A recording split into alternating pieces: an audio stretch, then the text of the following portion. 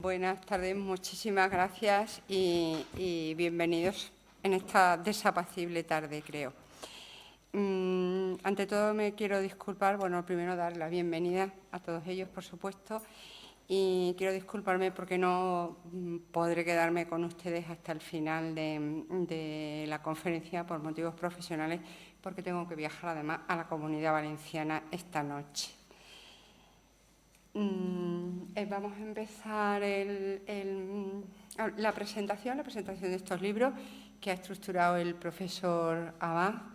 Como trabajadora de esta casa y miembro de esta familia, doy la más cordial bienvenida a todos ellos, todos amigos desde hace muchísimo tiempo, empezando por el propio profesor Lorenzo, que es un honor, desde luego, tenerlo de nuevo en esta casa, su casa, a este gaditano ilustre de San Fernando que lleva trabajando e investigando toda su vida y que ha sido un ejemplo desde siempre para nosotros.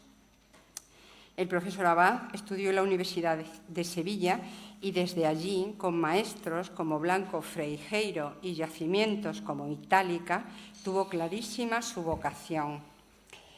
Pasos importantes de esta, podríamos llamar su primera etapa, son sus trabajos en el Consejo Superior de Investigaciones Científicas, en la Universidad Complutense de Madrid, la de Valencia, su anterior formación en Múnich, Berlín, Frankfurt y Roma, y su tesis doctoral sobre la pintura romana en Hispania.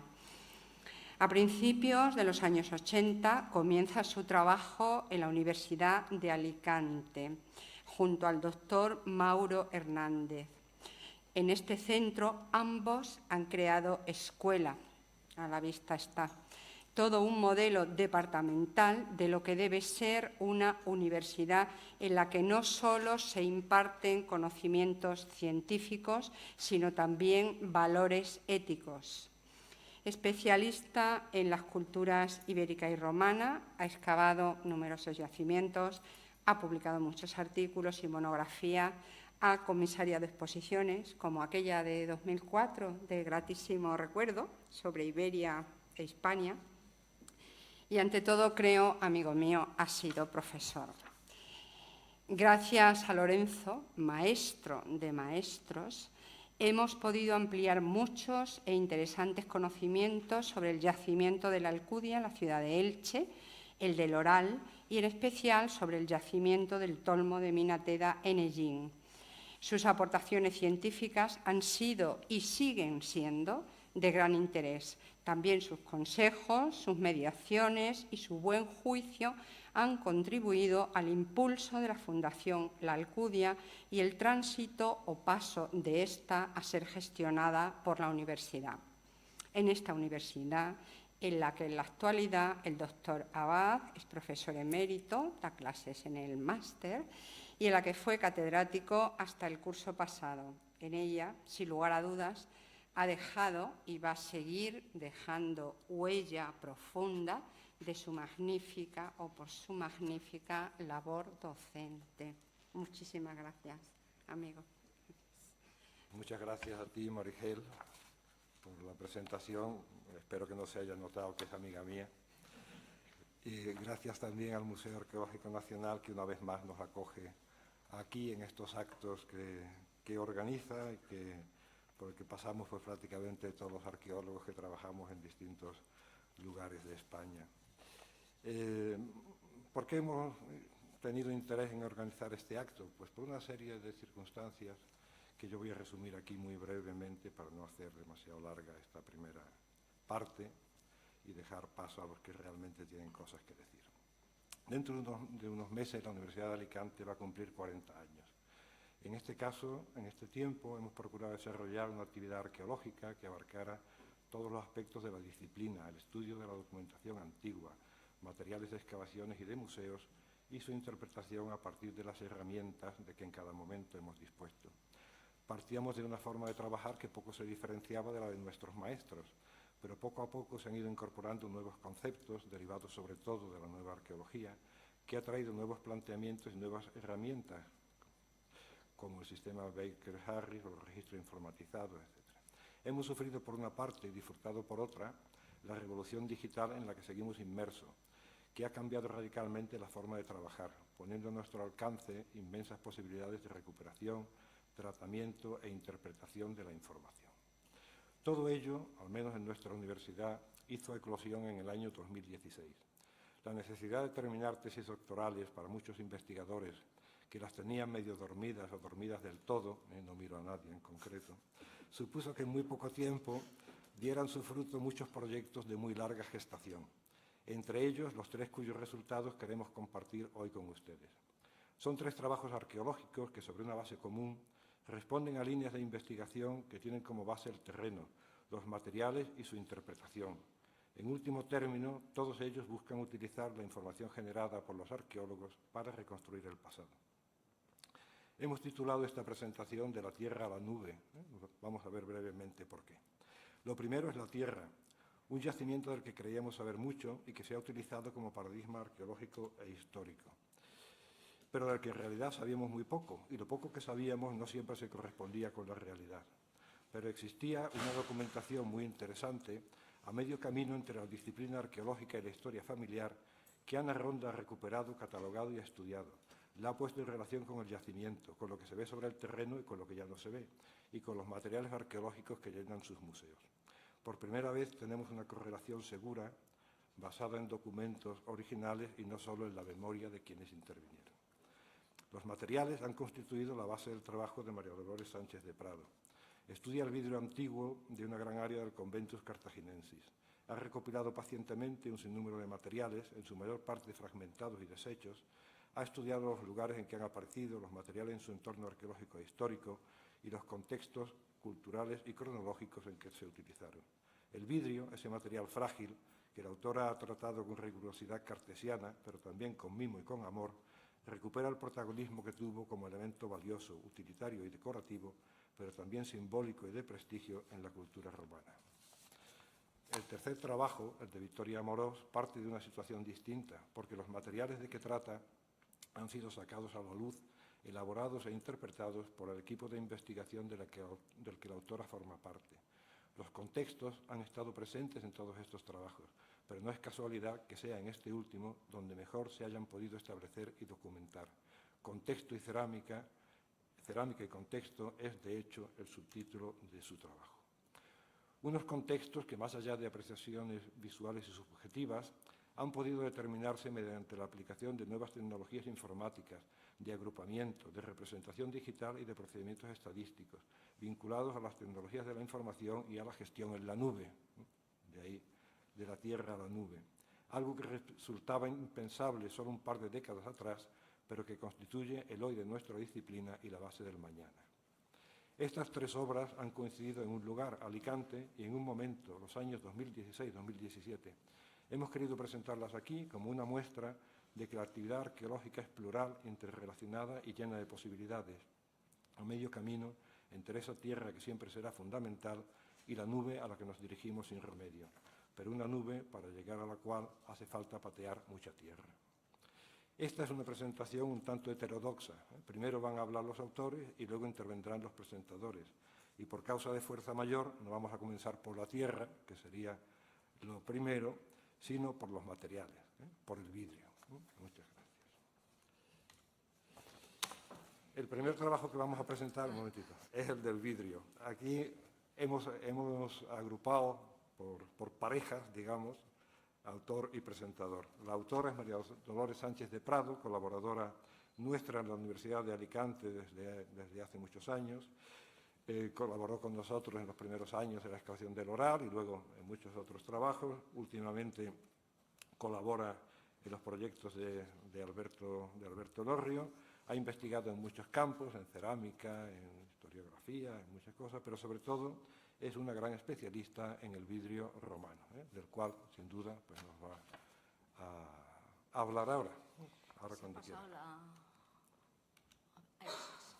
Bueno, buenas tardes.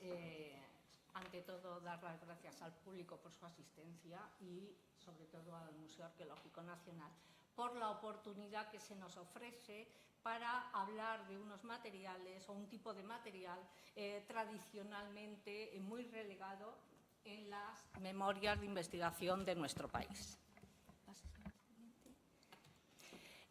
Quizás las causas principales de ese olvido tradicional que encontramos para tratar este tipo de material hay que buscarla, sin duda, en su extrema fragilidad. Además, queda agravado esta causa, queda agravada muchas veces por la descontextualización de numerosos conjuntos que, a pesar de su interés, se almacenan en nuestros museos. Todo ello lo que ha provocado es una línea muy escasa de publicaciones en nuestro país. Pero ¿qué sabemos sobre el vidrio? Es una sustancia muy fácil de trabajar que desde el principio y gracias a la aportación de los óxidos metálicos permitió una gran variedad de coloraciones. Se destinó desde el principio a esa imitación de otros materiales mucho más costosos y para la elaboración o fabricación de recipientes siempre de mucho lujo y destinados a una clase social muy alta. Los primeros recipientes surgen en Mesopotamia y en Egipto a mediados del segundo milenio antes de Cristo, pero será en el milenio siguiente cuando esta artesanía ya continúe de forma imparable, gracias muchas veces a la introducción de una serie de innovaciones técnicas. No será, no obstante, hasta mediados del siglo I antes de Cristo cuando la aplicación del soplado al aire libre va a provocar una auténtica revolución en esta artesanía.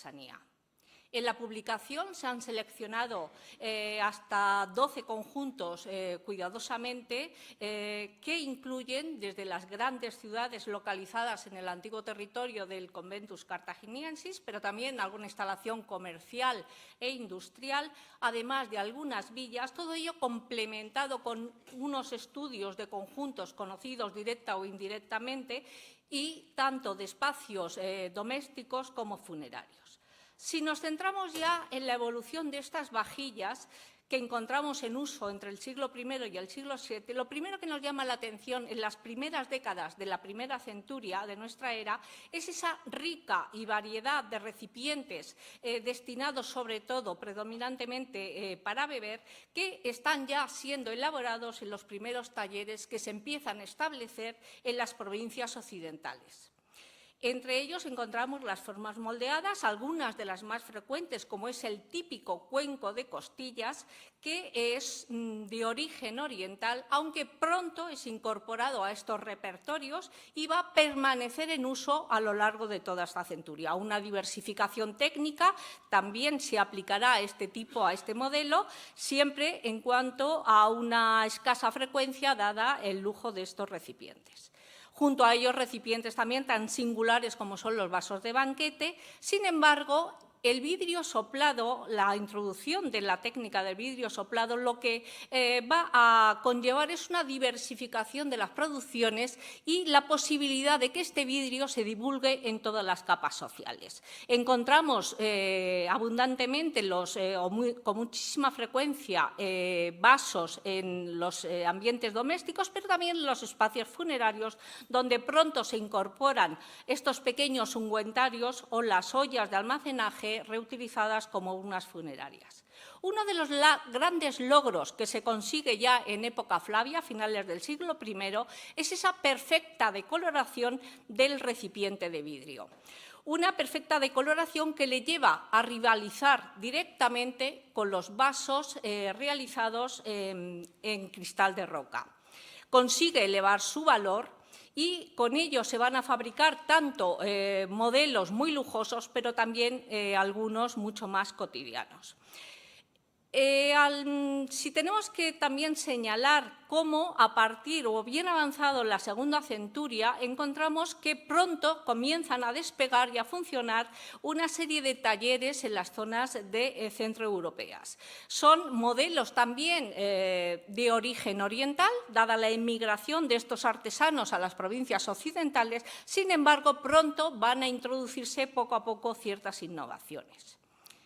En época bajoimperial encontramos una vajilla ya totalmente diferente, una vajilla muy homogénea en todo el Mediterráneo occidental, muy alejada ya de esa vajilla incolora, perfectamente incolora, que encontrábamos hasta el siglo III. Son producciones salidas de talleres regionales donde quedan caracterizadas por rasgos formales muy comunes, con esos bordes que quedan sin trabajar, y poco a poco vemos como en el siglo V predominarán los tonos verdes amarillentos. En las necrópolis, en este periodo, una gran diversidad de recipientes, dada la inhumación que conlleva esa variedad de formas cerradas que son depositadas a veces como únicos elementos en los ajuares, donde encontraremos ungüentarios, botellas, jarras, generalmente salidos de esos talleres que están funcionando en zonas locales o regionales, pero también producciones algo más singulares. Como singulares son los cuencos y vasos con temas figurativos ya tallados que se están elaborando principalmente en dos centros, como son los de Roma y los de Colonia. Algunos con temáticas de simbología cristiana, que tenemos bien documentados a través de algunos hallazgos peninsulares, o la pátera con un magnífico crismón que se conserva en este mismo museo. Ya durante la Antigüedad tardía, a partir del siglo VI, se impone un nuevo tipo de vajilla, una vajilla muy austera, funcional y con un repertorio muy limitado, en la cual va a predominar casi exclusivamente, con un alto porcentaje, un tipo de cuenco que va a servir tanto para comer, para beber, y donde empiezan a introducirse nuevos modelos como son las copas. Un tipo muy excepcional y muy alejado del gusto hispano, que sin embargo tenemos aquí documentado, es el cuerno para beber. Un cuerno para beber estrechamente ligado con la cultura germánica, que en Italia va a elaborarse de forma específica, es un tipo de producción con el que hay que relacionar los dos ejemplares localizados en la ciudad de Cartagena y en la ciudad de Segóbriga. Mientras que en los cementerios, a lo largo del siglo VI, encontramos un pequeño ungüentario de formas muy simples, que a lo largo del siglo VII, sin embargo, va a desarrollar un cuello cada vez de mayor longitud, e incluso en algunas piezas excepcionales nos lo encontramos provisto de un alto pie moldurado ya macizo. Todo ello, todos estos análisis de estas diferentes vajillas y de las diferentes producciones nos ha permitido, digamos, analizar en cierta manera ese comercio que nunca va a interrumpirse la vía de esas producciones que con mayor o menor intensidad nos están llegando desde Oriente, pero sí que hay que hablar de ese predominio de relaciones con los talleres itálicos y del sur de Galia en época imperial, en época bajoimperial los centros renanos y ya durante la Antigüedad tardía la influencia de las producciones merovingias. Tampoco hemos querido dejar de lado la actualización de los datos sobre los centros de producción que habrían estado en actividad en nuestro territorio. Centros de producción que sobre todo despegan en época bajoimperial, que están bien documentados o identificados a través de los restos de hornos localizados hasta el momento en Valencia o en Cartagena y sobre todo por los desechos de fabricación. En definitiva, las vajillas del Alto Imperio encontramos ese claro predominio del vaso para beber, con una gran riqueza y variedad en las formas de los recipientes, con esas producciones moldeadas en las primeras décadas y cómo la introducción del soplado conlleva esa diversificación de los diferentes modelos destinados a esta función. Una vajilla que se va a completar con los recipientes auxiliares, platos y cuencos, destacando esa última generación de recipientes hechos a molde y, sobre todo, la gran diversidad de formas cerradas entre las que encontramos los ungüentarios habituales, como decíamos, en necrópolis, junto a las ollas de almacenaje reutilizadas para esos fines, además de las habituales botellas prismáticas como envases o para el transporte de líquidos, mientras que en la categoría de los jarros está bastante mal documentada.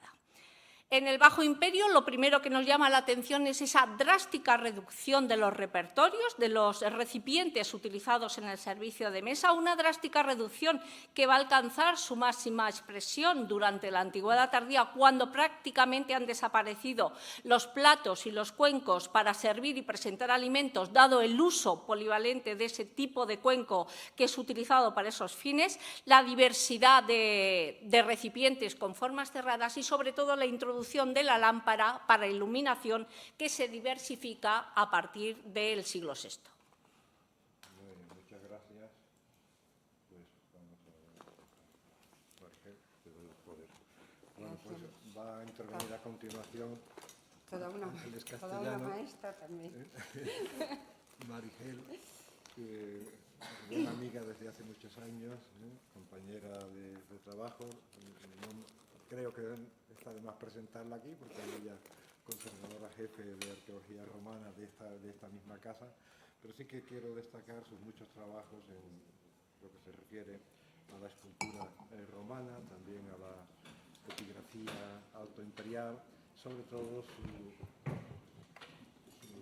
su larga gestión en comisariado de exposiciones, que es donde hemos coincidido en alguna ocasión, y también, ya por traer un poco a casa, pues a la autora del estudio de las joyas de la Alcudia que están en el Museo Arqueológico Nacional.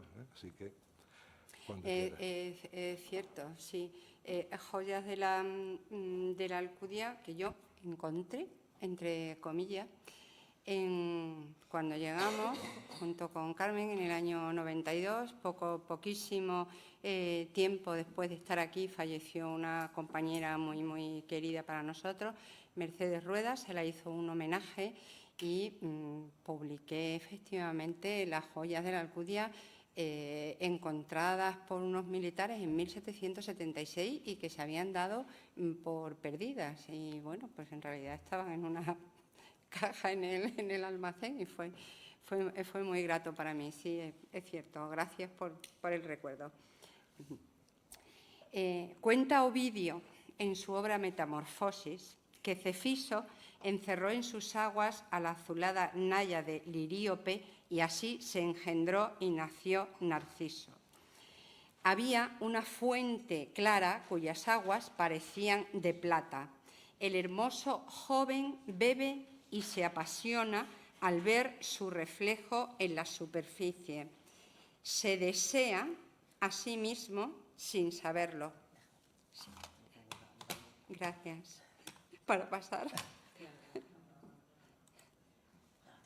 Gracias. ¿Puedo pasar con el derecho? Con el teclado. No tengo el teclado. ¿Con esto? Bien, se desea a sí mismo sin saberlo. El que ama y el amado son la misma persona. No veo nada. Ha desaparecido.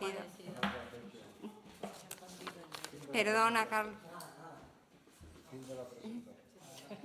No, de eso nada. Volvemos.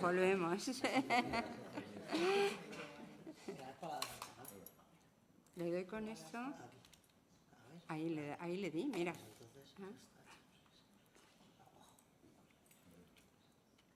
¿Está la última o la segunda? Ahí arriba, ¿vale? ¿Arriba le doy? Hacia arriba. Y hacia abajo por la otra. ¿Vale? ¿Está la primera? ¿Está la segunda? No, esa no es la segunda. La segunda es la segunda la que aparece ahí. Esa es la segunda. De la derecha. Vale, pues mira. Oye, juro que lo he visto bien en mí. Está bien, mira, se ve ahí en pequeño. Sí, lo hemos visto, pero sí. Bueno, vamos a dejar ahí la segunda. Si quieres dándole un clic ahí. Vale, ahí, pues entonces esto no lo toco. Venga. Volvemos, perdón. Había una fuente clara cuyas aguas parecían de plata. El hermoso joven bebe y se apasiona al ver su reflejo en la superficie. Se desea a sí mismo sin saberlo.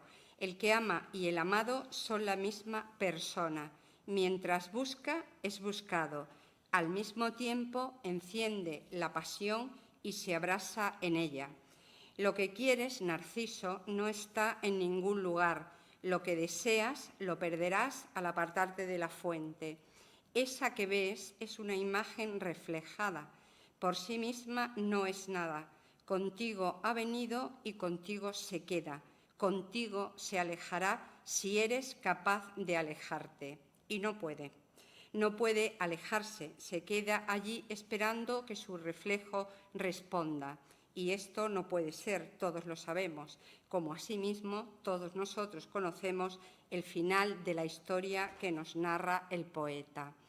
Ver más allá del reflejo es lo que ha hecho María Dolores Sánchez de Prado con el inmenso e interesante trabajo que hoy presentamos y que ella nos ha introducido ya, la vajilla de vidrio en el ámbito suroriental de la Hispania romana, comercio y producción entre los siglos I al VI.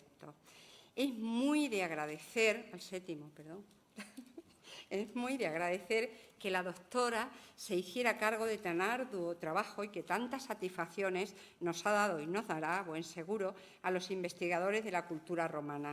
Con este trabajo se doctoró en la Universidad de Alicante en 2016, ya que con anterioridad también había realizado estudios en la misma materia. Ha trabajado también en temas relacionados con la protohistoria peninsular, que han dado como resultado, por ejemplo, su monografía sobre la necrópolis celtibérica de Alcóbriga. Queremos destacar también su colaboración en los estudios sobre la época del Bronce final en el suroeste y sobre la ciudad romana de Ercábica, entre otras actividades científicas. Asimismo, ha codirigido excavaciones en la Comunidad Valenciana, tanto de la Edad del Hierro como de época islámica, y es en la actualidad docente del Máster de Arqueología y Gestión de Patrimonio de la Universidad de Alicante, en cuyo Departamento de Prehistoria y Arqueología colabora desde hace tiempo, donde me consta es querida y admirada no solo por su capacidad de trabajo, sino también por su facilidad para el dibujo, algo muy envidiado en el mundo de la arqueología. Todas esas imágenes que han visto ustedes, los dibujos, tanto estas que estoy poniendo yo, los ha realizado ella. En el libro, que ya nos ha presentado antes, publicado por la Universidad de Alicante, en su serie de arqueología, la doctora distribuye en 5 grandes capítulos los temas fundamentales. En el primer capítulo vemos que los conjuntos de vidrio analizados son numerosos. Entre ellos están los de Cartagena, que mencionó, Lorca, la Alcudia, el Tosal de Manises, Alicante, Calpe, Almansa, Chinchilla y Saelices. Todos importantes centros urbanos de época romana y algunos habitados con anterioridad. Estas antiguas poblaciones, hoy yacimientos arqueológicos, que ha estudiado la doctora Sánchez de Prado, han dado los suficientes testimonios en objetos de vidrio como para que hoy podamos saber más y mejor. Muchas gracias, María Dolores. En los siguientes capítulos nos va describiendo el material y su contextualización. En primer lugar, nos sitúa entre los siglos I al III para estudiar la vajilla moldeada polícroma, la monócroma, la vajilla soplada en molde y la soplada al aire, que durante varias centurias dieron lugar a un amplio repertorio de objetos muy bien documentados y estudiados aquí, como los vasos, cuencos, platos, botellas y ungüentarios con las variantes de cada uno de ellos. Aunque el historiador romano Plinio cuenta en su obra Historia Natural que el descubrimiento del vidrio fue de forma casual, lo cierto es que fueron muchos los ensayos y procesos estudiados para su fabricación y resultado, tal como lo vemos hoy y como nos muestra María Dolores. El verdadero impacto del vidrio, como ha dicho ella antes, en la sociedad romana, se origina cuando se comienza a fabricar con la técnica del soplado. Con ella, la materia anterior utilizada, la pasta vítrea, dejó de ser un objeto exótico y de lujo para convertirse en un producto asequible a otros estratos de la sociedad, por lo que ahora hablamos, y puede hablarse efectivamente, de la revolución del vidrio soplado que se produce hacia la primera mitad del siglo I antes de nuestra era en las costas de la actual Siria y de la antigua Palestina.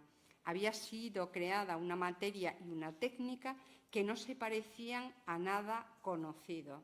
Fría o caliente al tacto, tersa, transparente, muy liviana y que además llegaba de Oriente y todo lo que de allí provenía fascinaba. En el capítulo siguiente estudia las producciones de los siglos IV al VII, los recipientes para servir y almacenar alimentos, los recipientes para beber en la mesa, como vasos, copas, cuencos, platos y los siempre presentes ungüentarios. Las piezas que constituían entonces la vajilla de mesa eran más económicas que las de metal y, además, al poseer propiedades organolépticas, ser transparentes, livianas y poder ser repuestas fácilmente, fueron muy bien acogidas por los romanos. Recordemos la gran plasticidad que ofrece el vidrio al ser soplado, con lo que se permite obtener todo tipo de formas sin dificultad. El capítulo cuarto lo dedica a la producción vidriera en Hispania, a sus talleres, elementos fundamentales y que son a la vez muy difíciles de identificar por parte de cualquier investigación, por lo que este estudio es de especial importancia.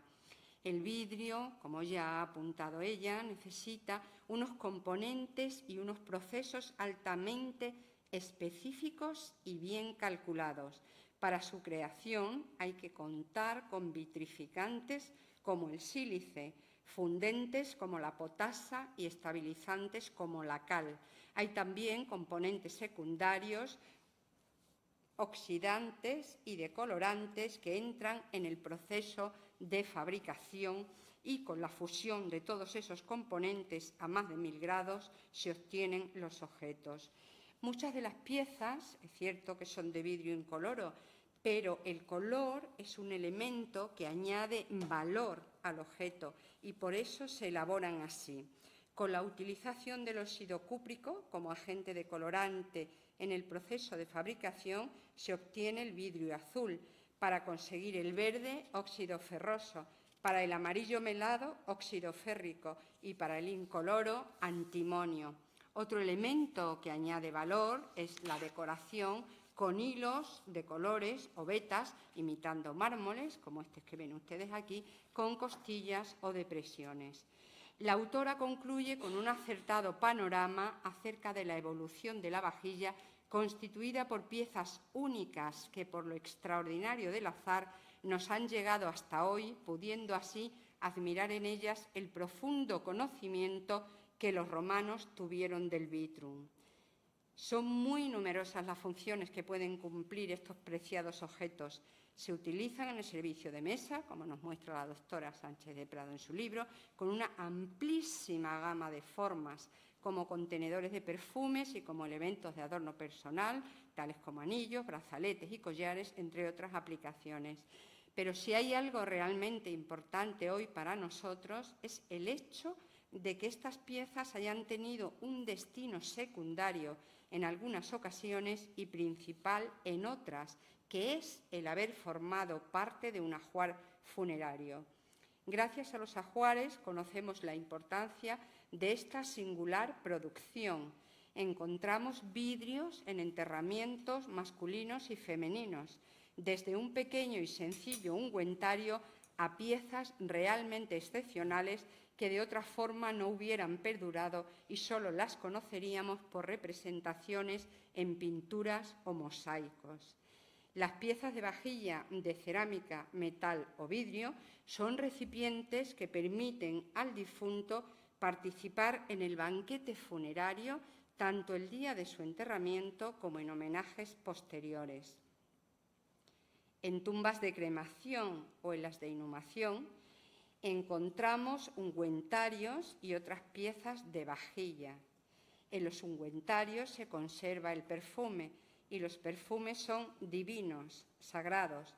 La presencia de los dioses no solo se manifiesta por una intensa emanación de luz y reflejos fulgurantes, sino también por un maravilloso olor.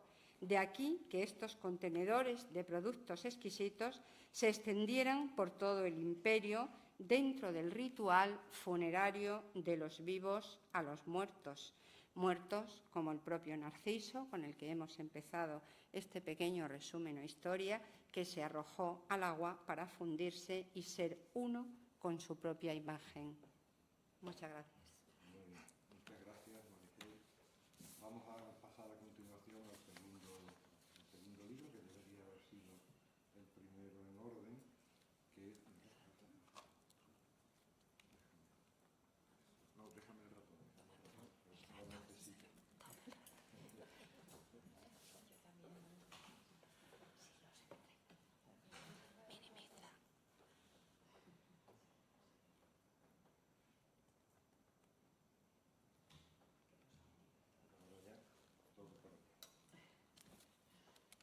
El segundo libro, como digo, debería haber sido el primero, La Alcudia de Alejandro Ramos Folqués.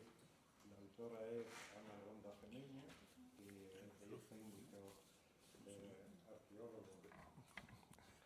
La autora es Ana Ronda Femeña, que es técnico arqueólogo de la Fundación de la Alcudia de Elche, donde se ocupa básicamente del estudio y la catalogación de los materiales, donde ha llegado con una larga experiencia de trabajo en el Servicio de Arqueología del Ayuntamiento de Alicante, en los baños de la Reina de Calpe, donde todavía hoy codirige la excavación, pero que en los años que lleva en la Alcudia pues ha abierto también una nueva línea de investigación sobre los documentos que existían en la Alcudia, pertenecientes a varias generaciones anteriores, algunos desde Pedro Ibarra y sobre todo los materiales, los documentos de Alejandro Ramos Folqués, y sobre eso es sobre el que ha desarrollado su tesis doctoral y de lo que nos va a hablar hoy.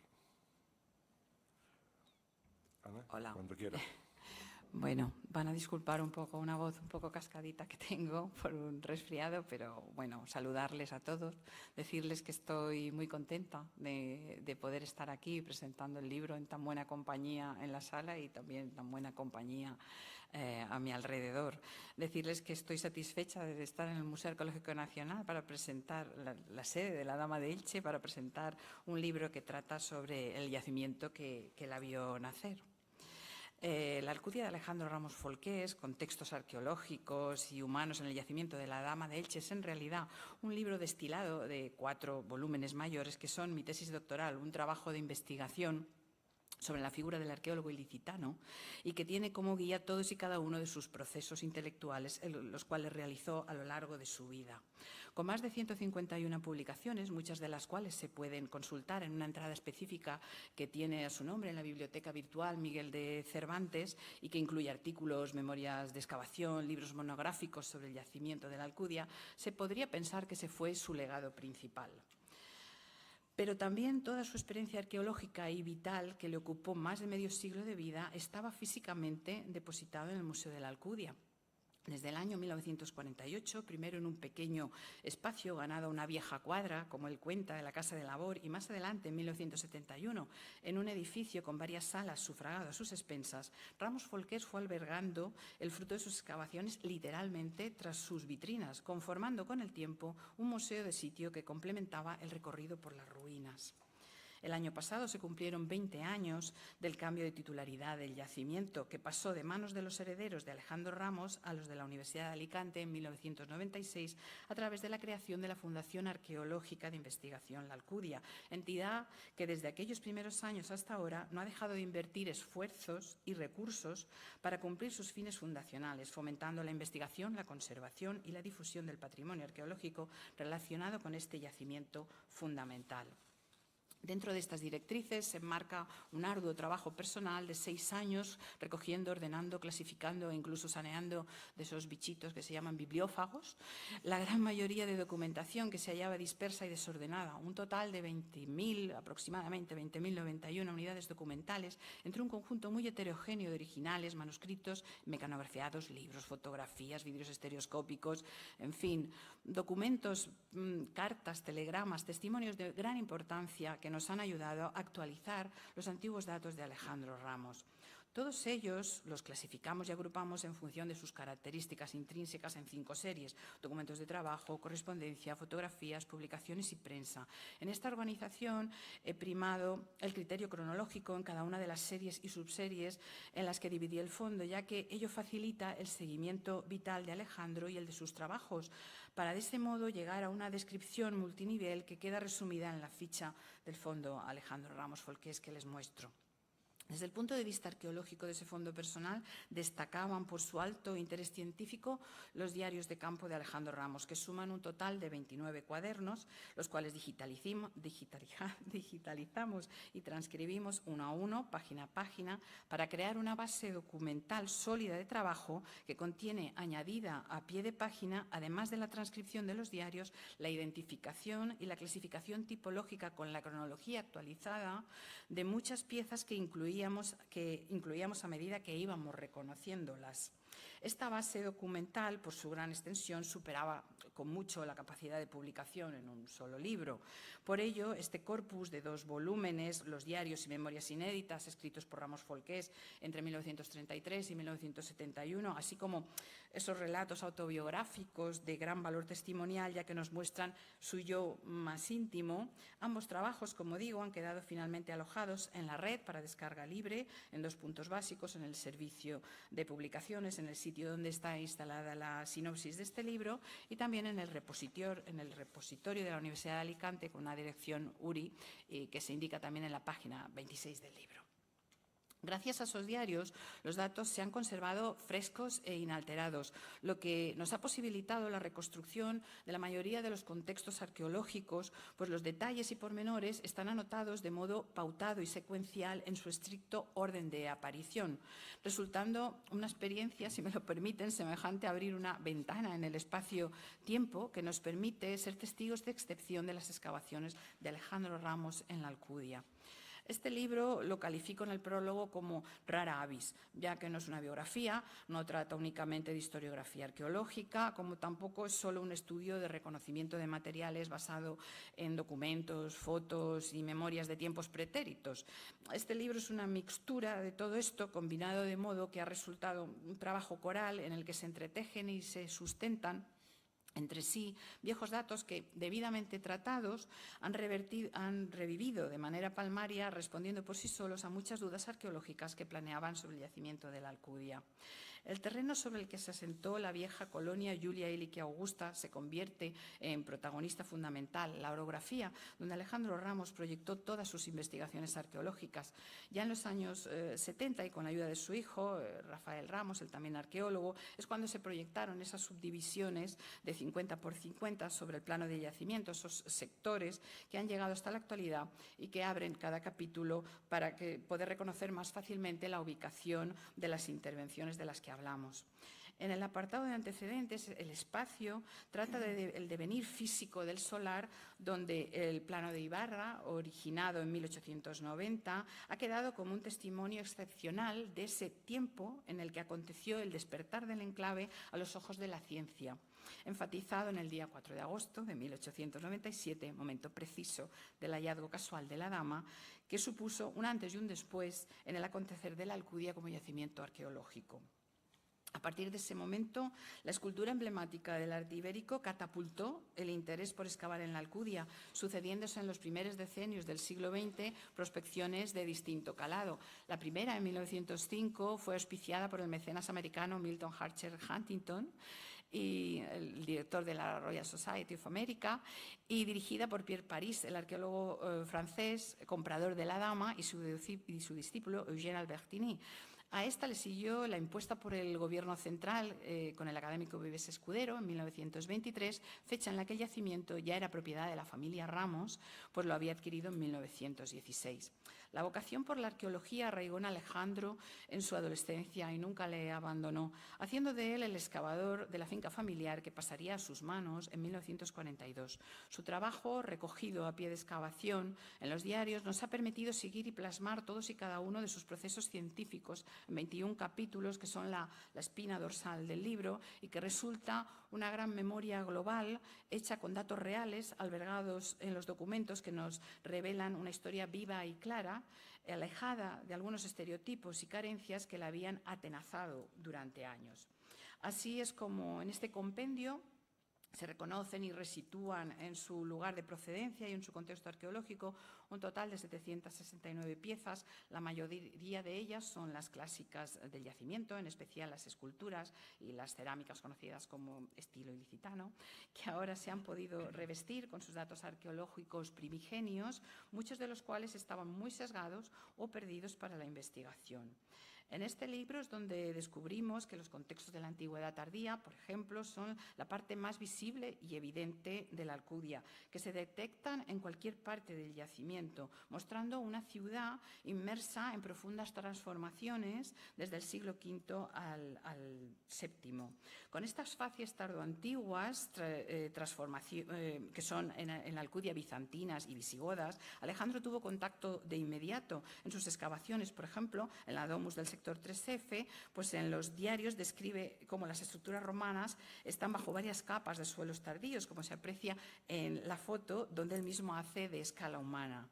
También queda patente en estas páginas que era en contextos secundarios donde recuperó la magnífica colección de esculturas ibéricas de la Alcudia. Por ejemplo, en esa famosa calle al sur de la Basílica, que excavó entre 1949 y 1950, donde hemos podido seguir la secuencia estratigráfica a través de sus croquis, conocer el número exacto de piezas que salieron en ese punto, como el togado con fíbula o el grifo, e incluso reconocer pequeños fragmentos de barro con improntas de esparto que halló en esta interfaz constructiva, al parecer de época de Augusto.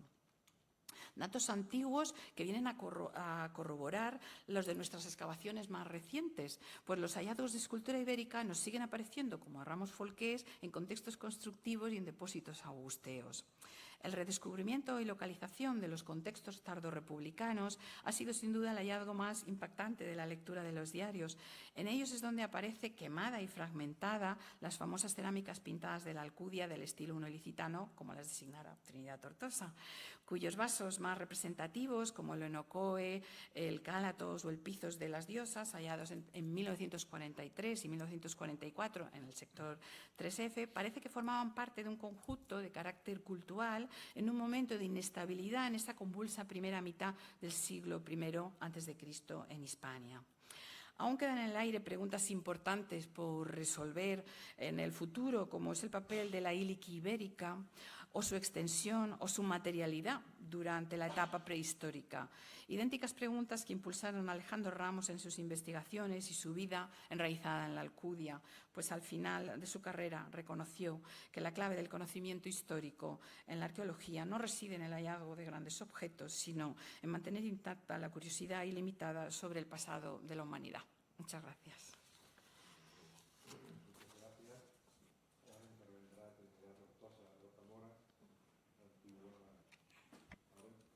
Ahora intervendrá Trinidad Tortosa Rocamora, licenciada de nuestra Universidad de Alicante, pero que lleva muchos años trabajando fuera, sobre todo en el Consejo Superior de Investigaciones Científicas. Ha sido también subdirectora de la Escuela Española de Arqueología en Roma, especialista de cerámica ibérica.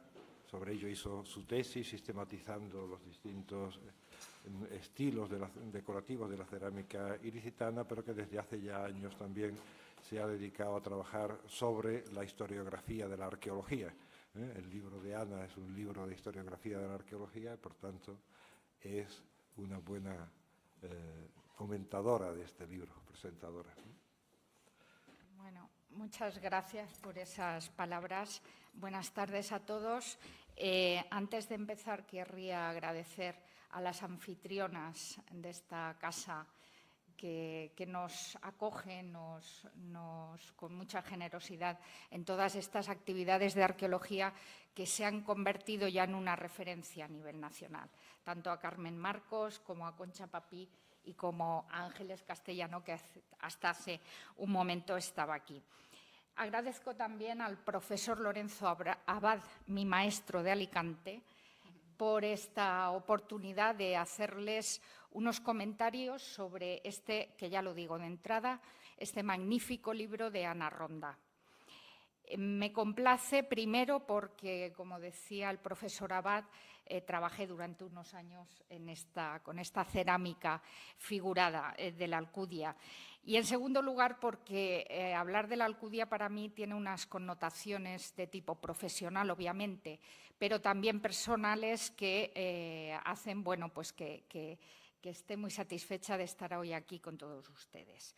Y como no tengo imágenes, sí me van a permitir 2 líneas para evocar de alguna manera mis recuerdos de este yacimiento de la Alcudia que surgen desde mi temprana juventud. Mirando un paisaje idílico en un día de sol mediterráneo, en un campo de limoneros y granados, con una casa familiar, grande, tradicional de la familia Ramos, que se intuía al fondo de ese paisaje, y unos materiales cerámicos pintados que poco a poco fueron de alguna manera perteneciéndome en los estudios que, como les decía, realicé hace ya algunos años. Bien, mi objetivo es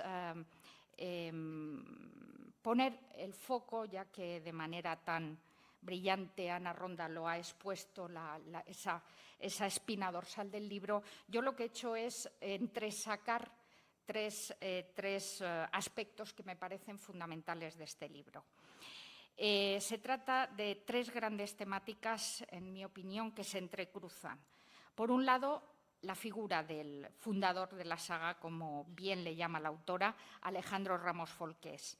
En segundo lugar, los temas arqueológicos, tanto en lo que se refiere a los espacios reidentificados de nuevo por la autora, como a las piezas vinculadas con esos contextos.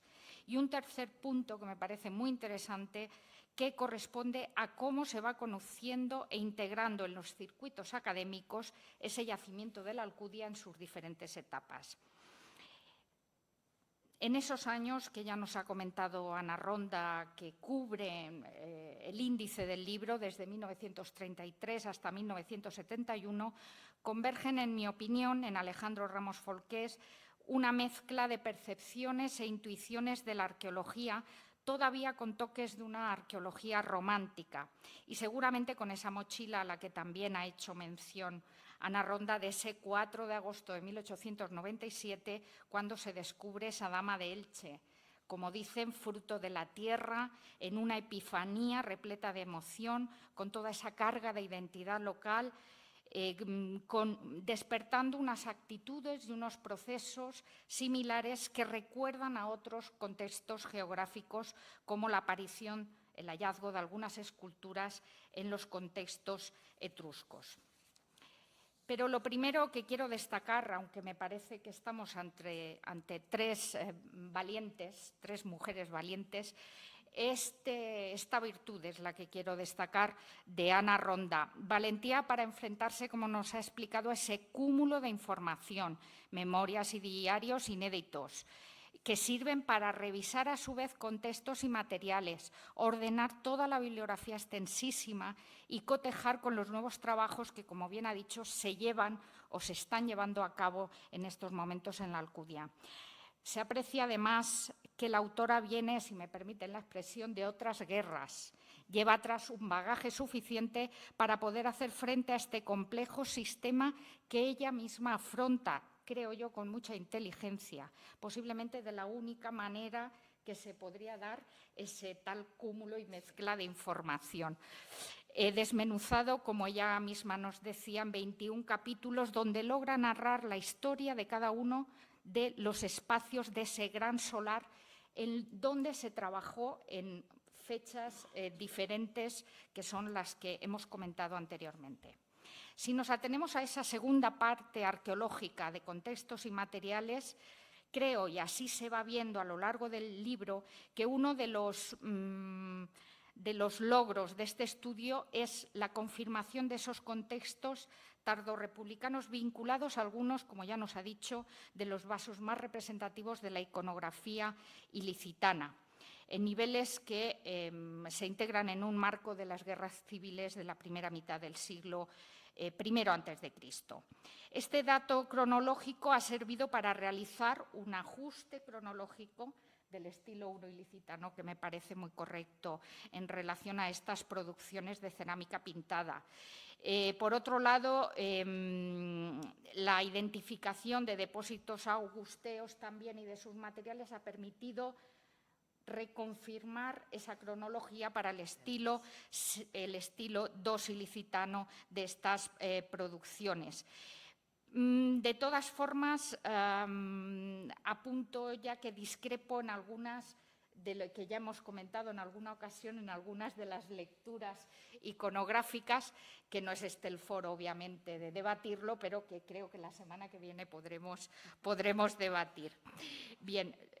Ana Ronda nos aporta luz también sobre determinadas lecturas que en su día algunos hicimos y que la autora lleva un paso más adelante, como es el caso de los olpes, esas piezas tardías a las que se les otorga una significación como elementos de fundación maravillosos, es decir, elementos de ofrenda, elementos votivos que incluso en su interior a veces llevaban esas ofrendas propiciatorias.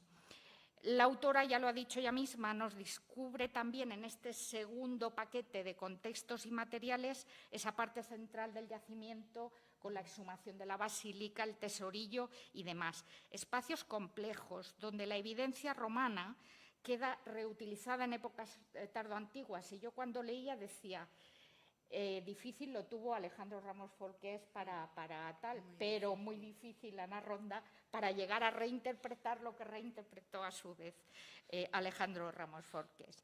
En esos 21 capítulos está la muralla con ese foso natural que Alejandro Ramos observó bien en su momento. También es otro icono de la bibliografía ilicitana, o el tema de las termas, o la importancia de las monedas integradas en sus contextos que nos ayudan a dar cronologías. Por tanto, un estudio interesantísimo y que, desde luego, el pasito de significación e interpretación se irá viendo en el tiempo sucesivo, imagino. El tercer bloque de estos tres que les apuntaba al principio tendría que ver con esa integración del yacimiento en los circuitos académicos y, en consecuencia, con las relaciones personales que Alejandro Ramos Folqués pergeñó en su entorno. La excepcionalidad del yacimiento y la generosidad personal de Ramos, tal como también apunta la autora, son fundamentales para conseguir el puesto que hoy tiene este yacimiento en la investigación. En este contexto, creo que uno de los hitos que marca el libro y que me ha interesado muchísimo es la preparación, la organización y la ejecución del IV Congreso de Arqueología del Sureste en 1948, que es un escenario perfecto para visualizar esas relaciones de Alejandro Ramos. Un año de metamorfosis para Alejandro Ramos, tal y como señalará la autora, porque se unen los elementos de implicación personal como la baja que solicita posteriormente a ese congreso. Claro, cuando yo leo que dice hay como 200 congresistas en la Alcudia. Hace poco hemos tenido en Mérida el Congreso Internacional de Fenicio Púnico con 300 inscritos y ya nos parecía aquello, el colmo. O sea, se entiende muy bien que este señor se cogiese esta baja después de este congreso, pero encima es que adelanta dinero de su bolsillo. Sí. Quiero decir, las propias fotografías que colocas enseñando el mosaico de la Basílica y demás, con García Bellido, con Pericot, creo, y demás, denotan, o sea, el estrés que le debió causar este congreso. Este congreso, además, nos da pie para ver los detalles de la trastienda, de esos intereses que pululan tras esa fachada. Algunos de ellos yo lo desconocía, como la relación entre Santa Olaya y Alejandro Ramos Folqués, por parte en tono despectivo incluso del primero, que llaman la atención, o la cercanía de otros arqueólogos como Antonio Beltrán o el propio García y Bellido. Es decir, situaciones que revelan muy bien cómo eran esas relaciones de la arqueología de ese momento, diferentes jerarquías que incluso manejarían diversos conceptos, pues entiendo la tesis, por ejemplo, pancéltica de Santa Olalla frente a los otros y demás. Se evidencian los roces con el padre Belda, pero además se habla de algo que yo no conocía, de la colaboración de Alejandro Ramos Folqués junto con Tarradell, por ejemplo, en yacimientos del área alicantina como el Tosal de la Cala en Benidorm. En fin, trabajar con datos personales, lo digo por experiencia, e intentar integrar y valorar estos aspectos en una dinámica de trabajo arqueológico no es nada fácil, por los elementos emocionales que subyacen y por las repercusiones que estos han tenido. Sin embargo, me ha encantado el tratamiento, el tono en el que se recogen estos detalles y se imbrican a las valoraciones de actuación arqueológica, no olvidando que estamos analizando unas épocas muy determinadas y muy específicas. En estos estudios de revisión de trabajos pasados es necesario analizar también el lenguaje, como ya hacen esas unidades habitacionales llamadas casi de manera naif por Alejandro Ramos Folqués las casitas ibéricas, ¿no? De la memoria del año 33. Y que de esta manera nos adentra en una metodología con un sistema aleatorio de intervención, sin programa previsto, donde el azar o la diosa fortuna, que diría Mario Torelli, sirven para actuar en una determinada zona. Su obsesión, como también indica la autora, la obsesión de Alejandro Ramos Folqués, es la estratigrafía, de manera que establece una secuencia estratigráfica que se va extendiendo con patrones fijos por todo el yacimiento y que más de una vez adecua a su gusto. Estratos que representan en esos momentos, quizás se me ocurre, un elemento de modernidad para él, y un dato positivista a la hora de emitir su discurso y de dar quizá validez a la interpretación.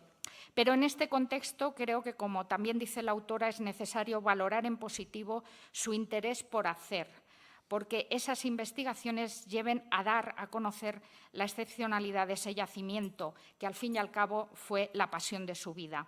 Su metodología de campo se basa, como también en varias ocasiones, y entrecomillado indica Ana Ronda, en esa picada profunda, con lo cual, claro, la mezcla de estratos estaba ahí, obviamente.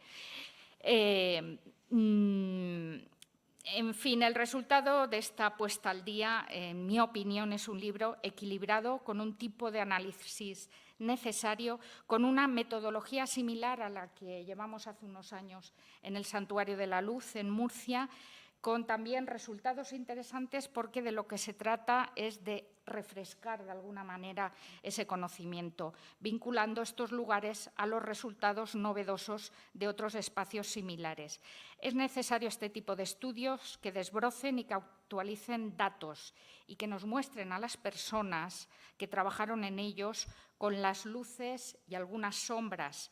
Todos somos parte de nuestro entorno, aunque a veces hay actuaciones que resultan difíciles de argumentar, pero eso sigue pasando hoy día. El ensamblaje del discurso me resulta eficaz y atractivo para la lectura, y esto último, en nuestro ámbito, no siempre es así. Este libro, como decía también la autora, es difícil de definir, porque no es solo de historiografía, no es solo de arqueología, es historia de un lugar, historia de actuaciones arqueológicas. Para mí es una memoria biográfica que recoge dos tiempos: el tiempo útil, arqueológico, de los objetos y sus contextos, y esa parte contemporánea que tiene que ver con esa segunda historia de los objetos, que es su hallazgo e interpretación.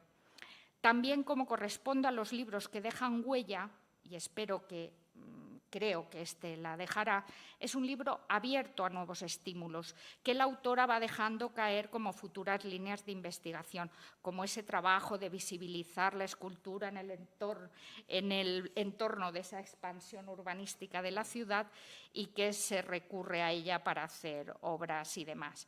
En este yacimiento la capacidad de hibridación y de remodelación de códigos es increíble.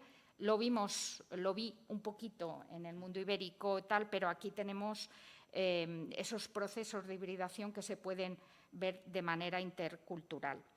No me queda más que felicitar a la autora y felicitar también a la Fundación Universitaria de la Universidad de Alicante por integrar este tipo de trabajos. Creo que lo que se ve en el texto, además, es el trabajo del día a día, de los detalles, de los matices, que es lo que hace rico luego los textos y que me parece que está en este libro. Enhorabuena de mi parte y de parte de Ricardo Olmos, que me ha pedido que lo hiciera público. Le hubiera gustado estar, pero no ha podido venir. Y muchas gracias a todos ustedes.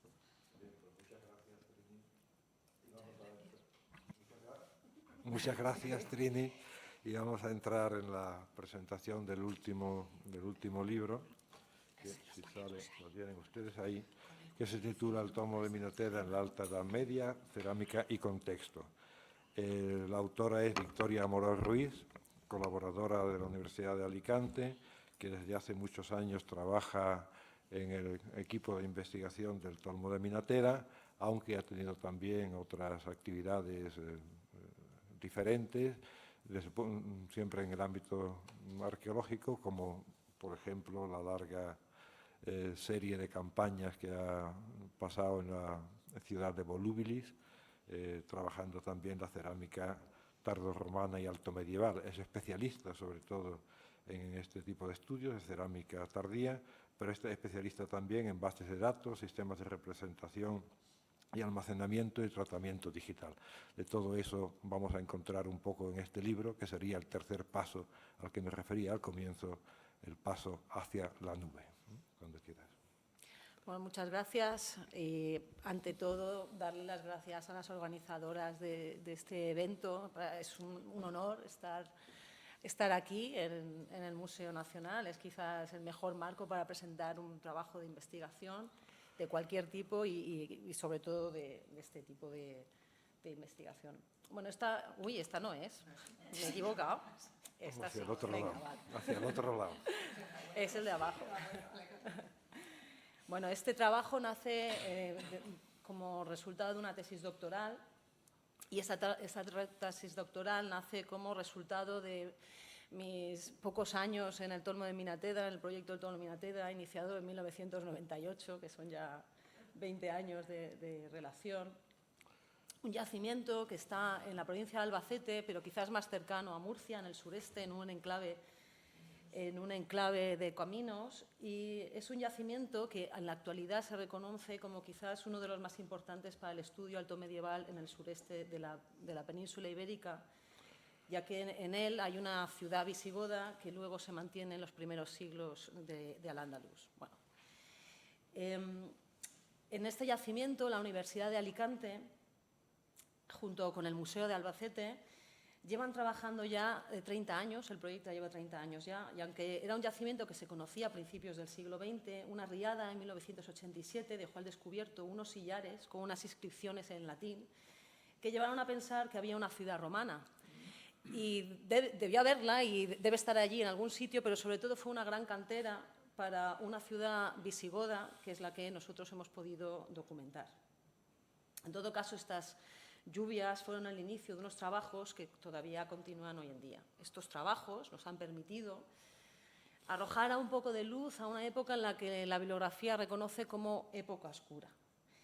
Y el equipo del Tolmo ha intentado dar un poco de luz a esta época oscura, sobre todo porque llevamos 30 años y algo tendríamos que hacer en estos 30 años, pero sobre todo, y aquí quiero dejarlo aquí con subrayado y en negrita, sobre todo por una forma de trabajar muy precisa, que nos han ido enseñando a varias generaciones de arqueólogos, don Lorenzo Abad, que está aquí, que es maestro de todos nosotros, Y esta forma de trabajar, que luego te vas fuera y no la sueles encontrar tampoco, esta forma de trabajar es la que nos ha permitido analizar secuencias estratigráficas amplias y complejas, analizar los materiales que están asociados a estas secuencias y poderlos analizar de forma diferente, y nos ha dado también, don Lorenzo siempre nos dio la oportunidad de preguntar cosas que en otros contextos no podríamos preguntar.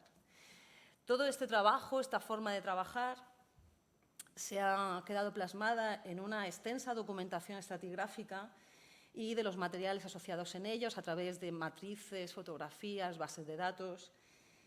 Y estos elementos son claves, ya que sin toda esta información y documentación previa, tanto de las labores de campo como del registro de materiales de estos 30 años de trabajo, esta tesis doctoral, este trabajo de investigación no se hubiese podido hacer. Pero además esta información es la que nos ha permitido dar un paso más allá en los últimos años y aplicar nuevas tecnologías en el análisis de datos. Y hemos podido integrar toda esta información en proyectos en entorno web, en la nube, como dice don Lorenzo, en una infraestructura de datos espaciales, o analizar la información con la que trabajamos en entornos de tecnologías de sistemas de información geográficos, que nos permiten analizar y visualizar la información desde puntos de vista muy diferentes y novedosos. Bueno, ¿qué nos ha permitido hacer toda esta investigación, todos estos años de trabajo? ¿Qué es esto que nos ha permitido hacer? Bueno, pues nos ha permitido crear una secuencia estratigráfica general del yacimiento y separarla por fases, y al mismo tiempo nos ha dado la oportunidad de construir un marco cronológico en el que poder meter los materiales y poderles dar como un marco con el que poder trabajar. Gracias a este trabajo hemos podido diferenciar 6 fases estratigráficas que abarcan todo el periodo alto medieval del yacimiento y que las hemos podido estructurar por propios hitos del yacimiento, no por cosas historiopolíticas ajenas al yacimiento. En todo caso, hemos podido organizar el material cerámico y la suma de todos estos elementos nos ha ofrecido la posibilidad de reconstruir la historia del material cerámico a lo largo de un periodo concreto y subdividirlo por fases. Pero al mismo tiempo nos ha dado la oportunidad de mirar los resultados desde muchos puntos de vista diferentes y formular preguntas que hace unos años hubiera sido imposible formular. En la primera fase, lo que hemos podido identificar a través de los materiales es la existencia de un asentamiento en el Tolmo, de un pequeño asentamiento en el Tolmo entre los siglos V y VI, ya que hasta ahora se pensaba que la ciudad romana era abandonada y el despoblado se convertía en un despoblado que se volvería a recuperar ya a finales del siglo VI o principios del VII. También, gracias al estudio de estos materiales cerámicos, hemos podido saber que la recuperación urbana que se da en la segunda mitad del VI y a principios del VII cuenta con 2 momentos diferentes. Uno, cuando se crean las murallas en la entrada de la ciudad, y un segundo momento cuando se crea el complejo episcopal a principios del siglo VII. Este momento está muy bien documentado, la revitalización de la ciudad entre la segunda mitad del siglo VI y principios del VII está muy bien estudiado y es consecuencia de un conflicto que enfrentaba en ese momento al imperio bizantino asentado en la parte sureste de la península ibérica y al reino visigodo. La posición estratégica del Tolmo de Minateda en un cruce de 2 vías principales de comunicación y su situación privilegiada en el camino hacia la Cartagena, que era la capital bizantina del momento, hicieron del yacimiento un importante centro de las estrategias del momento y es un elemento determinante para la vasta reestructuración que se da en el yacimiento y es lo que nos hace entender qué ocurre en el yacimiento en el siglo VII. El siglo VII, visto a través de los contextos cerámicos, indica 2 momentos claramente diferenciables entre la primera y la segunda mitad de la centuria y una transformación en la tecnología y en los conjuntos cerámicos muy importante en la segunda mitad del siglo VIII y que marca un inicio o un camino que se mantendrá hasta finales del siglo VIII. De hecho, desde el punto de vista de la cerámica, la primera mitad del siglo VIII, que es el momento en el que llega el ejército árabe a la península ibérica, se mantendrán unas características muy similares a la segunda mitad del siglo VII y como ejemplo hay que poner, por ejemplo, que las famosas botellas visigodas, en parte, en el Tolmo de Minateda, son de la primera mitad del siglo VIII, es decir, ya de época islámica. Es a mediados del siglo VIII cuando se documenta en diversas zonas del yacimiento una serie de transformaciones que se detectan sobre todo en la parte alta y también se detectan una serie de transformaciones en los ajuares cerámicos. La cerámica de la segunda mitad del siglo VIII inicia un proceso de transformación que culmina ya en la centuria siguiente, sobre todo en su parte final. Y los elementos que articulan la transformación que se da en la segunda mitad del siglo VIII vienen de la mano de la introducción, sobre todo, de nuevas pastas y nuevas formas en la cerámica. La segunda mitad del siglo VIII y el principio del siglo IX, desde el punto de vista de la cerámica, en el Tolmo de Minateda debe ser entendido como un periodo de transición entre la tradición tardoantigua visigoda, marcada por la transformación de los ajuares cerámicos de la segunda mitad del siglo VII, y los elementos que serán más populares ya en el siglo IX. El siglo IX, en el Tolmo de Minateda, nuestra fase 5, supone una transformación en la ciudad y un camino, y el cambio más evidente se documenta también en la parte alta, donde se desmontaron los antiguos edificios del complejo episcopal y se creó un barrio, de casas. El proceso que se documenta en la fase 5 del Tolmo de Minateda, mirado a través de la cerámica, es el de también, además, un cambio tecnológico que debe ser el reflejo de la propia transformación que la sociedad está viviendo en ese momento. Y en el entorno de la producción cerámica que se analiza en el Tolmo de Minateda, se puede verificar a través de la incorporación de un buen número de pastas, de un buen número de formas y, sobre todo, por un cambio tecnológico que se da al aumentar la cerámica a mano torneta. El estudio del material cerámico también parece indicarnos que el Tolmo tuvo que ser abandonado a principios del siglo X, antes de la formación del Califato Omeya de Córdoba, aunque el abandono de la ciudad no dejó huellas destacables, ni de violencia, ni de signos de ningún desastre natural que hubiera obligado a sus habitantes a renunciar a sus casas y a buscar otro lugar donde vivir. El cerro tuvo que despoblarse pacíficamente, muriendo lentamente por la inercia de este proceso. Muchas gracias.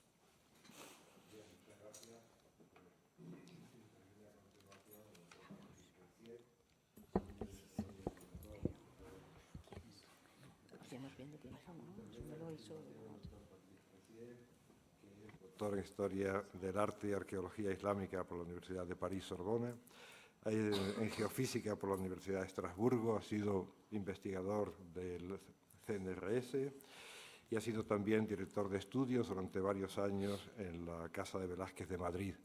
Lleva muchos años vinculado a España y en lo que a nosotros nos afecta, vinculado a la Universidad de Alicante, de la cual pues, prácticamente lo consideramos ya como uno de nuestros miembros, porque nos visita asiduamente, participa en todas las actividades y congresos que organiza Sonia y, bueno, aparte de sus trabajos en España, ha tenido también trabajos en otros ámbitos del Mediterráneo, Marruecos, Argelia, Túnez, etc.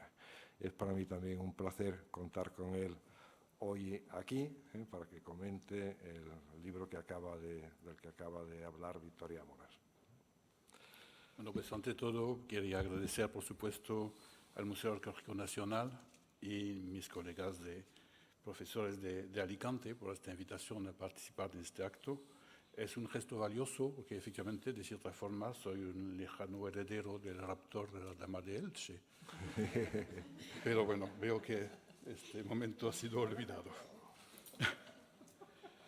Como muchos libros que han marcado la historiografía arqueológica reciente y menos reciente, el que tengo el placer y el honor de presentar hoy en el marco emblemático del Museo Arqueológico Nacional resulta de los retoques aportados por la propia autora a su memoria de tesis doctoral. Esos retoques, de forma que no de fondo, han sido pensados en parte para hacer este trabajo accesible a un público más amplio. A este efecto se modificó su título.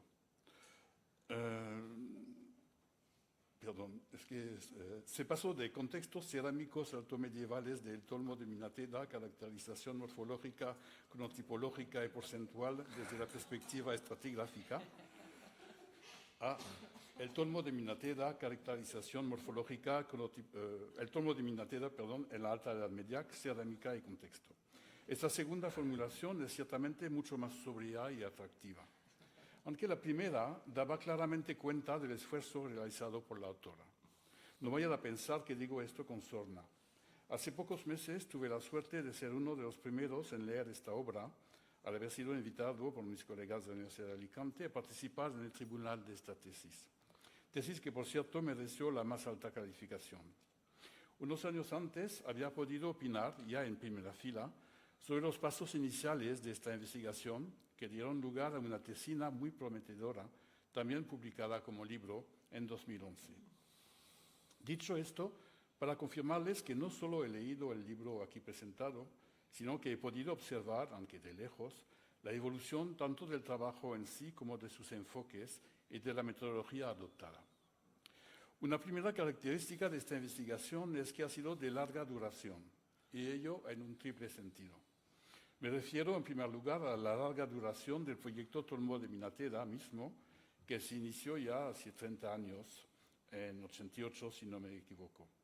Lo que ha permitido tanto llevar a cabo una excavación en extensión significativa de zonas funcionales variadas, como reconstruir una escala estratigráfica y cronológica fina y detallada, esas fases sucesivas que acaban de exponerse. Lo que permitió también la elaboración de una metodología ejemplar, adaptada al yacimiento y capaz de evolucionar conforme a los progresos logrados en el ámbito de las disciplinas consideradas. Aquí creo necesario hacer un pequeño inciso. Si el programa desarrollado en el Tolmo de Minateda ha sido tan enriquecedor para nuestra comprensión de los procesos de transformación social generados por la conquista arabo-islámica, es también porque se extendió a lo largo de estos años. Eso sí, sin caer por ello en lo rutinario. Salvo contadas excepciones, la arqueología es una ciencia que necesita tiempo. Lo digo por si me escucha algún planificador profesional de la investigación de los que pululan en los ministerios y que piensan que se pueden resolver las grandes cuestiones históricas en 2 y más de 3 años.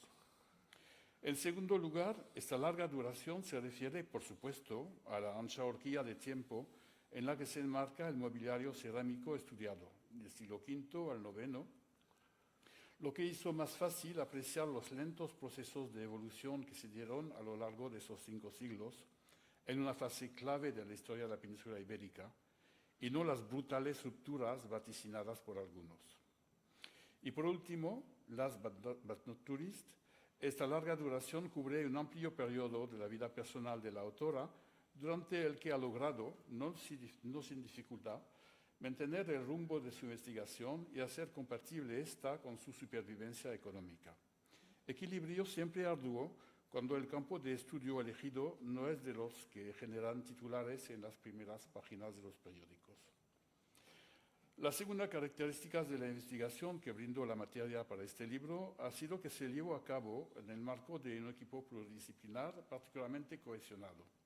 Ni la autora habría podido escribir una obra de esta calidad sin la aportación del conjunto de sus colegas, tampoco sin los debates científicos surgidos entre ellos, ni las interpretaciones de las excavaciones del Tolmo habrían podido ser tan novedosas y ricas de matices sin los resultados logrados día a día sobre la cerámica.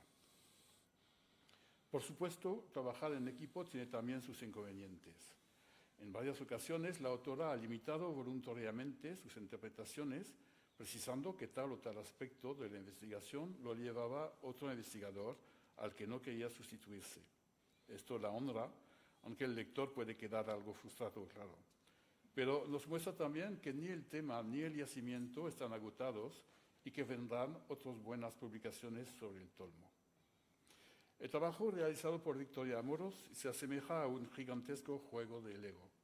Me pregunto si ella se daba cuenta, cuando la inició, de la enormidad de la tarea con la que tendría que enfrentarse.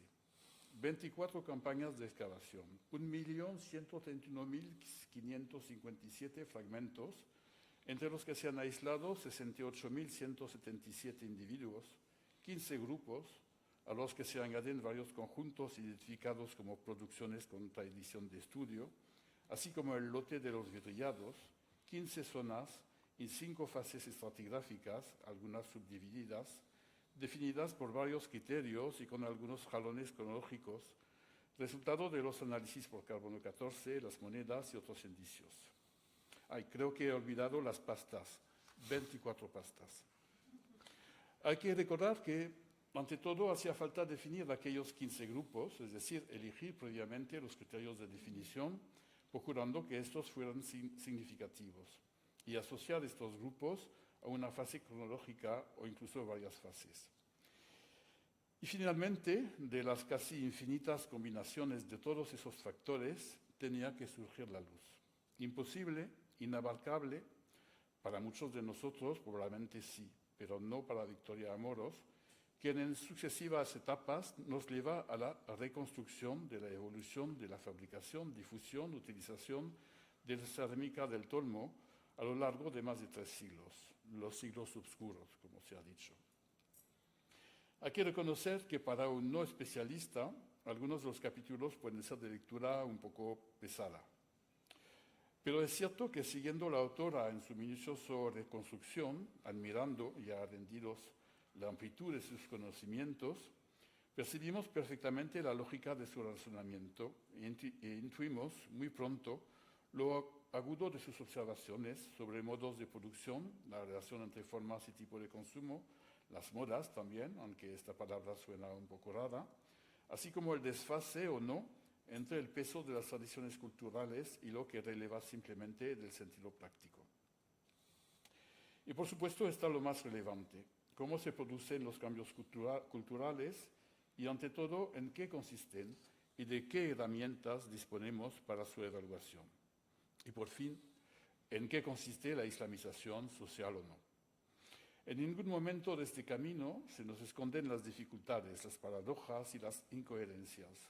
Y en ciertas ocasiones se nos confiesa que la cuestión tiene que quedar en suspenso, que no está resuelta, pero que al menos la pista está trazada.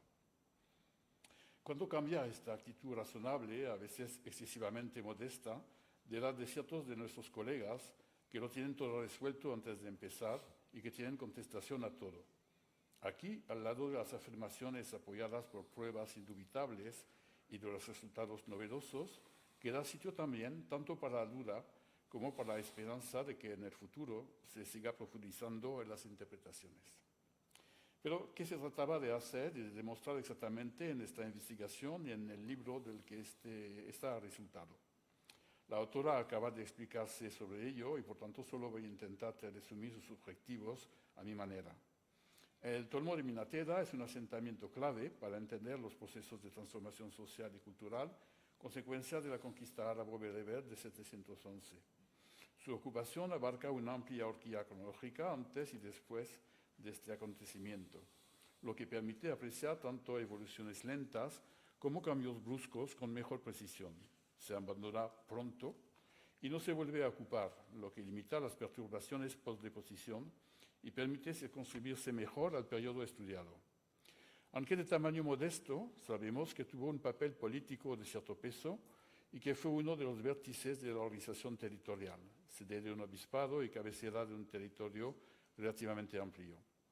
Por tanto, se puede pensar que fue también un polo de intercambios comerciales activo y se puede esperar documentar objetos importados significativos que ayudarán a precisar los caminos de esos intercambios.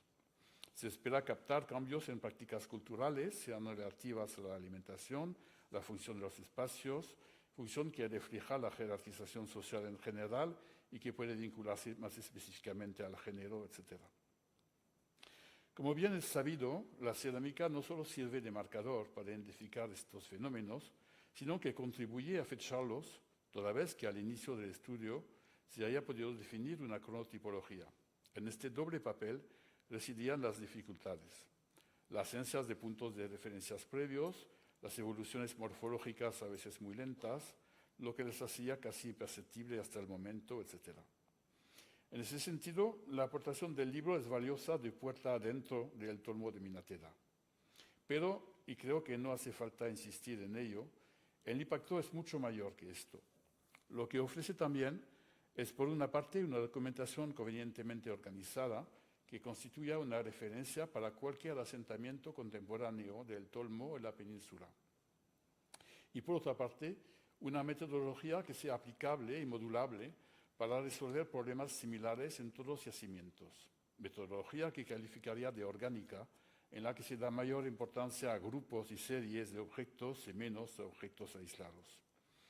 Me parece importante subrayar también que si bien se trata aquí de la cerámica de un único yacimiento arqueológico, su estudio no se desarrolla en circuito cerrado, todo al contrario. Si logró convencerles de leer este libro, podrán aprender mucho sobre cerámicas tardoantiguas norteafricanas, sobre producciones bizantinas, sobre cerámicas modeladas y sus paralelos en Siria-Palestina o en el Magreb, así como sobre los primeros experimentos en brillados y cómo reconocerles. El abanico de los conocimientos de la autora sobre cerámicas extrapeninsular es admirable. No se basa solo en literatura científica, sino que ella misma pertenece al reducísimo grupo de especialistas españoles con experiencia propia en el Magreb, concretamente en Marruecos. Aquí están sus estudios sobre volubilis o alili, o recientemente a la península tingitana, para confirmarlo. Ya es el momento de concluir. Lo haré señalando que en Francia la televisión pública ha difundido sucesivamente desde décadas exitosos programas dedicados a la producción literaria, Lecture pour tous, Apostrophe, Bouillon Culture, y desde 10 años la Grande Librairie.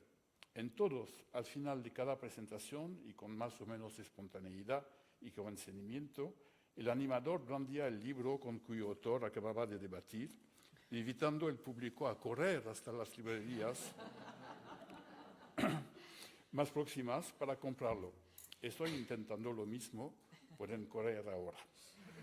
Bueno, dudo un poco de mi poder de persuasión, sobre todo después de lo que he dicho sobre lo árido del tema y de la lectura del Tolmo de Minateda en la Alta Edad Media, cerámica y contexto. No obstante, estoy absolutamente convencido de que este libro tendría que figurar en todas las bibliotecas universitarias y que todos los investigadores interesados, no solo especializados en cerámica medieval, todos los responsables de proyectos arqueológicos relativos al periodo formativo del Andaluz y del Magreb tendrían que tenerlo y consultarlo para constituir a partir de ahora una referencia indispensable. Muchas gracias.